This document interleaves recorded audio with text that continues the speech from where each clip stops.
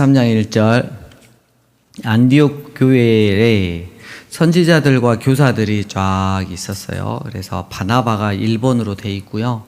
맨 끝번에가 바로 사울이 있었습니다.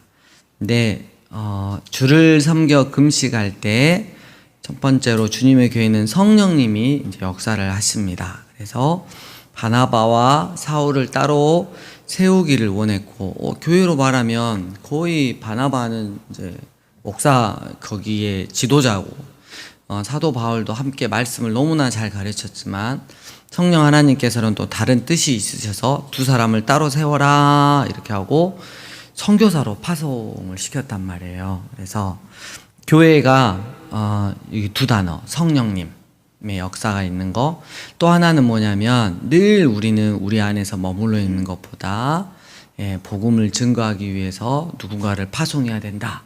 작게는 여러분들이 직장, 사업체의 현장 가운데서 거의 파송이고, 또 우리가 국내 혹은 국외로 또 선교사님들을 파송하잖아요. 요즘에 참 감사한 것 중에 하나가 코로나 이후로 이제 북한 땅과 저쪽 이슬람권 막 이렇게 성경 보급이 굉장히 활발하게 이루어지고 있다고 해요. 그래서 그 영혼들에게 성경이 또 들어가고 또 예수님을 만나고, 우리가 통일 이후에 황해남도 안압군 봉송리를 바라보고 있지만 현재는 계속해서 여러분들이 드린 헌금의 일부를 가지고 성경 보내기 운동을 하고 있습니다. 그래서 매달 모퉁이들 선교회에서 고맙다고 기 잘 쓰여지고 있다고. 그래서 밖에 보시면 제가 영수증도 있고 편지도 항상 이렇게 계속해서 누적해서 지금 이만큼 됐는데 알고 계셨나요? 목사님이 길지는 않은데 이런 걸 뻗대놔가지고 막 그거 보시라고. 네. 그래서 이제 1차 선교 여행이 시작이 됩니다. 4절 두 사람이 성령의 보내심을 받아 실루기아에서 내려가 거기서 배를 타고 구브로로 갔다. 그래서 여러분 저 보시면 이쪽이 이스라엘이다. 그러면 지중해 바다가 있는데 여기 이제 항구에서 그냥 배를 타고 지중해 바다에 떠 있는 그 섬 하나에 갔던 거예요. 그 섬이 구브로예요. 구브로. 구브로에 가서 살라미에 이르러서 이렇게 있고요. 5절 끝부분에 요한을 수행원으로 두는데 요한은 그 마가입니다. 마가복음 쓴 사람. 그리고 온 섬 가운데로 지나서 바보에 이르러 바에수라 하는 유대인 거짓 선지자인 마술사를 만났어요. 근데 거기서 바나바와 사울이 복음을 전했는데 이 유대인 거짓 선지자 이 마술사가 이 8절에 보면 또 다른 이름이 바예수, 엘루마 이렇게 있는데 복음을 못 전하게 굉장히 방해를 많이 하는 거예요. 그래서 복음을 너무 못 전하게 이렇게 하니까 바울이 9절에 바울이 성격이 좀 있죠. 그래가지고 성령이 충만하여서 그를 주목해서 이 모든 거짓과 악행이 가득한 자여 마귀의 자식이다 이러면서 모든 의의 원수여 주의 바른 길을 굽게 하기를 그치지 아니하겠느냐 이러면서 네가 이제 눈이 멀어서 못 볼 것이다 그랬더니 정말 어둠이 덮쳐서 시력을 잃는, 얼마나 부러운지 몰라요. 말 안 들으면 막 그냥 세상 막 복음을 핍박하는 자들에게 막 이렇게. 여러분 지금은 굉장히 이제 복음이 증거돼야 되는 아주 그 온 열방 가운데 이렇게 복음이 증거돼야 하는 그런 사역 가운데 있어서 이런 특별한 은혜가 이렇게 나타납니다. 그래서 거기 있는 섬의 총독이 정말 깜짝 놀랐습니다. 그래서 복음을 들었어요. 그리고 13절 그리고 나서 이제 이 그 구브로라는 섬에서 배를 타고 이제 위로 올라가는데 지금으로 말하면 터키죠. 터키 쪽으로 이제 올라갔어요. 그래서 13절 두 번째 밤빌리아에 있는 버가에 이르니, 그래서 버가에서 14절 비시디아 안디옥으로 이제 넘어가거든요. 근데 거기는 그 해발 고도가 제가 잘 기억나지 않지만 한 2,000m 정도. 그래서 그 산을 넘어가기 때문에 산을 굉장히 험할 뿐만 아니라 도둑대가 출몰했었던 그곳이에요. 그래서 요한이 마가가 그때는 믿음이 많이 없었나 봐요. 그래서 나 가고 싶은데 집에 막 이렇게 이야기를 했죠. 그러니까 사도 바울이 또 성격이 쫙 그러잖아요. 안 돼 아웃 이렇게 시킨 거예요. 근데 이 이 마가가 이 요한이 바나바의 조카였죠. 예. 그리고 나중에 2차 전도 여행 때 이제 저를 데리고 가자 말자 갖고 굉장히 크게 다퉜던 그 기억이 있을 거예요. 그 사람이 바로 여기 비시디 안디옥을 넘어갈 때 너무 험하고 위험하니까 그냥 돌아갔어요. 예. 그 일이 하나 정해져 있어요. 근데 여러분 나중에 이 요한이 이 마가가 나중에 그 정말 많이 변했어요. 그래서 사도 바울이 나중에 이 마가한테 편지를 쓰죠.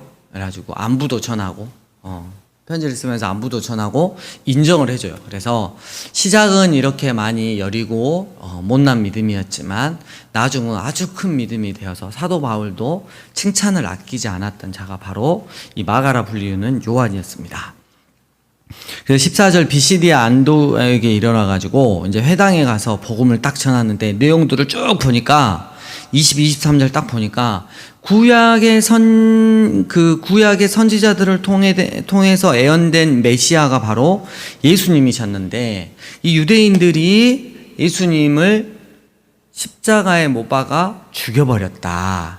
근데 이것조차도 선지자의 말을 응하게 하기 위함이었다. 그래서 예수님께서 십자가에 죽으셨지만 우리에게 구원의 믿음을 확증하기 위해서 부활하셨다.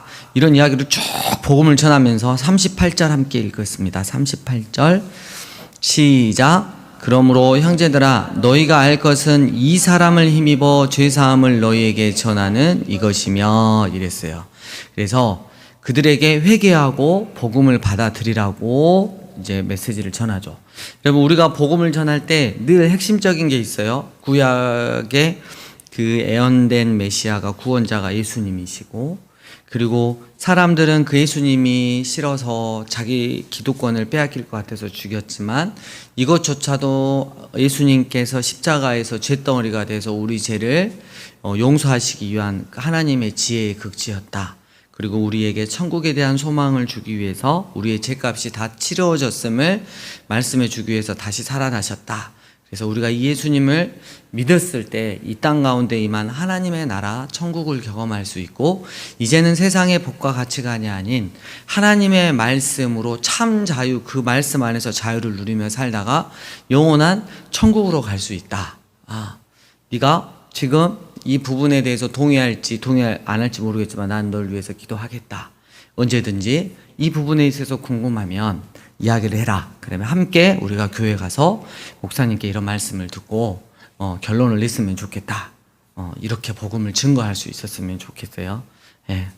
우리 교회 가면 아유 목사님이 젊고 좀 훤해 보여 막 이렇게는 안 하시잖아요. 여러분 눈빛 보니까 이렇게 해서 순간 제가 바꿨어요. 예. 그래서 안 하시는 거 아니까 뭐 그렇게 전도하지 마시고. 자, 이렇게 복음을 전했어요. 그랬더니 42절 그들이 나갈새 사람들이 청하되 다음 안식일에도 이 말씀을 하라 하더라. 회당의 모임이 끝난 후에 유대인과 유대교에 입교한 경건한 사람들이 많이 바울과 바나바를 따르니 두 사도가 더불어 말하고 항상 하나님의 은혜 가운데 있으라 권하니라. 그 다음 안식일에는 온 시민이 거의 다 하나님의 말씀을 듣고자 모였는데 이때 이것을 시기하는 무리가 있었어요. 바로 유대인들이었죠. 유대인들 가운데서 복음을 받아들이는 자가 있었고 시기한 자가 있었어요. 그래서 굉장히 복음을 해방을 했습니다. 그때 46절 바울과 바나바가 담대히 말하 이르되 하나님의 말씀을 마땅히 먼저 너희에게 전할 것이로되 너희가 그것을 버리고 영생을 얻기에 합당하지 않는 자로 자처하기로 우리가 이제 복음이 어디로 넘어간다? 이방인에게 넘어간다 라고 하면서 48절 이방인들이 듣고 기뻐하여 하나님의 말씀을 찬송하며 영생을 주시기로 작정된다는 하나님께서 창세전부터 예정된 자들은 하나님의 종들을 통해서 복음 전하는 자들을 통해서 다 복음을 받아들이고 믿었다는 말씀이 기록되어 있습니다. 그래서 49절 주의 말씀이 그 지방에 두루두루 퍼졌습니다. 51절 두 번째 줄 이고니온으로 갔고요. 그 다음에 14장 1절 이고니온에서 또 복음을 전하는데 그 시기 가득한 유대인들이 또 복음 전함을 듣고 거기까지 쫓아와서 아주 그냥 방해를 했어요. 6절 루가오니아의 성 두 성 루스드라와 더베 근방으로 가서 또 거기서 복음을 전했어요.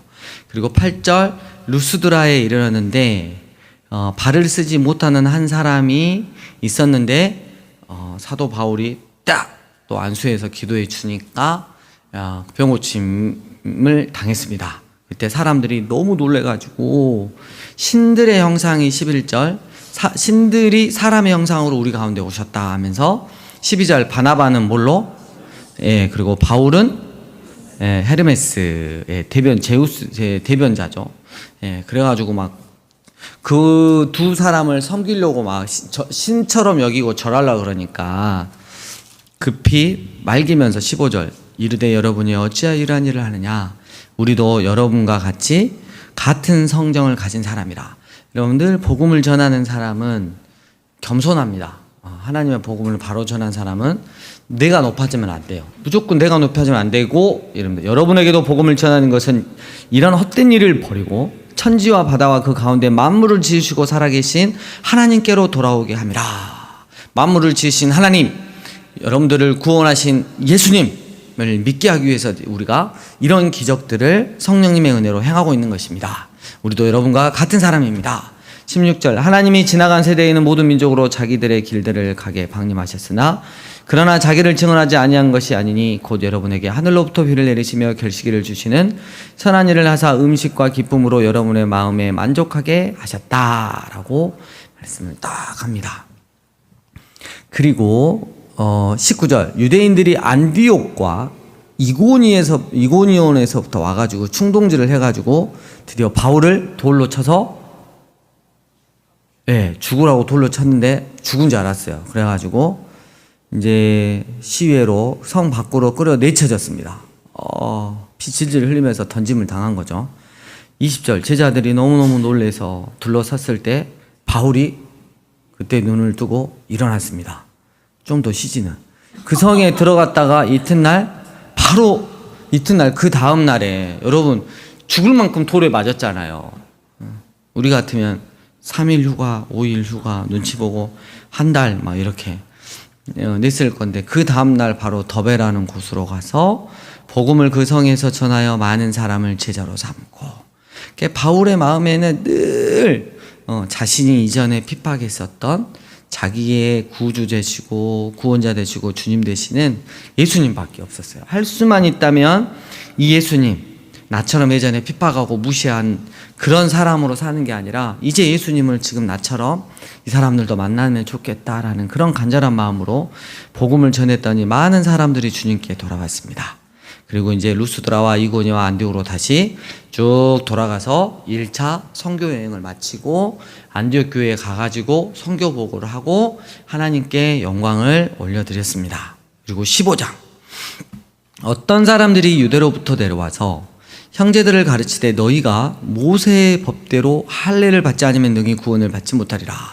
그래서 이 안디옥 교회에 어떤 사람이 왔냐면 이 예루살렘에서 머무는 아주 그냥 그 율법에 아주 목숨 거는 그 인간들이 와가지고 야 예수님만 믿어서는 안 된다. 할례 행해야 된다. 또 어떤 사람은 거기다 모세 율법도 지켜야 된다. 이렇게 지금 말을 한 거죠. 여러분 우리가 예수님 외에 다른 뭐 할례나 이런 것들이 필요하다면 하나님이신 예수님이 이 땅 가운데 오실 필요가 없었죠. 다른 방법으로 구원해 주실 수 있겠죠. 개인당 개인당 한 7억만 내면 다 구원해 줄게 이렇게 해도 되죠. 죄값으로. 그게 아니었잖아요. 우리는 죄값을 치를 수가 없어요. 그 어떤 것으로도. 우리의 죄값은 바로 예수님의 생명값입니다. 그래가지고 많은 다툼이 일어나고 변론이 일어나서 바울 및 바나바 막 이런 사람들을 이제 예루살렘 총회, 우리로 말하면 우리는 총회가 서울에 있죠. 총회 보내기로 결의를 하고 총회에 보냈습니다. 그래서 4절 예루살렘에 이르러 교회와 사도와 장로들에게 영접을 받고 이제 하나님이 자기들과 함께 계셔 행하는 1차 선교 여행을 참 말했어요. 그렇게 분위기가 좋은데 5절 바리새파 중에 어떤 믿는 사람들이 일어나 말하되, 그러니까 바리새파 중에 어떤 믿는 사람, 예수님을 믿는 사람들이에요. 일어나 말하되 이방인에게 할례를 행하고 그렇다면 모세 율법을 지키라 하는 것이 마땅하다. 이렇게 말을 하는 거예요. 그러니까 여러분 교회 공동체 안에 유대인들이 들어왔는데 순수하게 예수님을 믿음으로 구원받는다 이런 자들이 있었지만 섞어가지고 왠지 불안해. 그러니까 나의 행위를 집어넣어야 되는 거예요. 그런 사람들이 의외로 많아요. 한국 교회도 의외로 많아요. 그러니까 여러분 이거예요. 내 마음을 주님께 다 드리면 진짜 믿음으로 구원받는다는 게 어떤 건지 알거든요. 근데 내 마음에 늘 세상하고 쪼개져 있고 나한테 쪼개져 있어갖고 지분을 100% 안 드리고 한 30-40% 들여놓으면 늘상 주님한테 좀 죄송한 마음이 있고 교회에 대한 미안한 마음이 있기 때문에 다른 무엇으로 어떤 행위로 꼭 대체를 하려고 그래요. 하다못해 길 가는 쓰레기를 하나 주셔도 아이고 내가 이번에 주일날 못 갔으니까 착한 일 하는 거야. 대신 하는 거야. 이런 거. 제가 왜 이런 얘기를 하냐면 예전에 전도사 때 그 학생들을 이렇게 하다가 이렇게 주일날에 한 번씩 못 나오는 그 있었어요. 그게 회장이었는데 저는 아무 말도 안 했어요. 왜냐하면 믿음이 아직 연약하니까 기다려줄 수 있는 문제잖아요. 아무 말도 안 했는데 그 녀석이 저한테 그러더라고요. 제가 주일날 못 나와서요. 이렇게 해서 착한 일 했어요. 저 잘했죠? 이러면 그래 그럼 잘했다 쌤 됐다 이러면 또 큰일 나잖아요. 그러니까 늘상 우리 안에 그게 있어요. 그러니까 믿음으로 구원받는다는 걸 누리려면 우리의 마음을 주님께 다 드리면 그게 뭔지 알아요. 그러니까 우리가 늘 그런 사람 됐으면 좋겠고 이에 6절 사도와 장로들이 이 일을 운운합니다. 그때 많은 변론들이 왔다 갔다 했어요. 근데 7절에 누가 나와요? 누구 형님? 베드로 형님이 이전에 그 이방인 누구? 고넬료 사건이 있었잖아요. 하나님께서 이방인들에게도 똑같이 성령을 내리시고 구원을 허락해 주신 거를 알았잖아요. 이 이야기를 쫙 하는 거예요. 그래서 자 9절 믿음으로 그들의 마음을 깨끗이 하사 그들이나 우리나 차별하지 아니하셨느니라.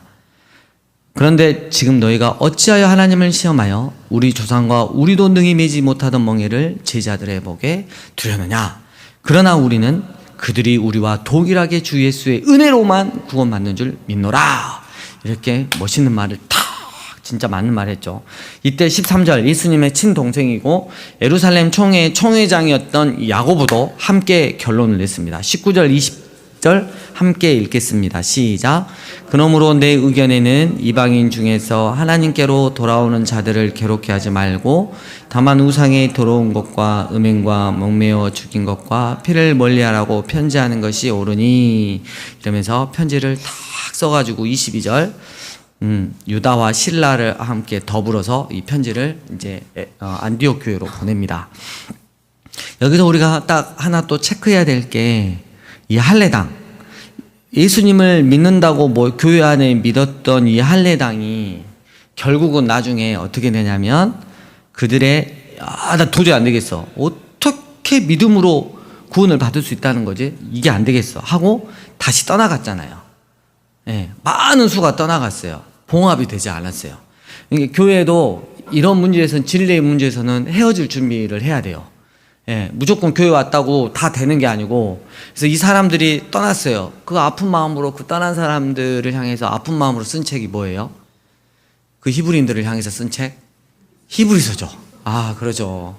아픈 마음으로. 그래서 너희가 한 번 받은 복음을 왜 하찮게 여기고 가버리느냐. 너희 행위로 어떻게 구원받을 수 있다는 말이냐. 돌아와라 라는 거. 그래서 그 이야기가 나오고요. 그래서 27절 유다와 실라를 보내니 그래서 28절 성령과 우리는 이 요긴한 것들 외에는 아무 짐도 너희에게 지우지 아니하는 것이 옳은 줄 알았다. 30절 그들이 작별하고 안디옥으로 가서 무리를 모은 후에 편지를 전했습니다. 읽고 그 유로한 말로 기뻐했습니다. 자, 그럼 이제 36절 되기 전에 이제 바울은 바빴어요. 이 편지를 근거로 이제 뭘 써야 돼요? 갈라디아, 이 1차 전도, 1차 선교여행 갔던 그 지역에다가 편지를 썼었어야 돼요. 아주 탁 쓴 편지가 갈라디아서예요. 이거를 다음 시간에 하겠다 이거예요. 주님 가르쳐 주신 기도로 마치겠습니다.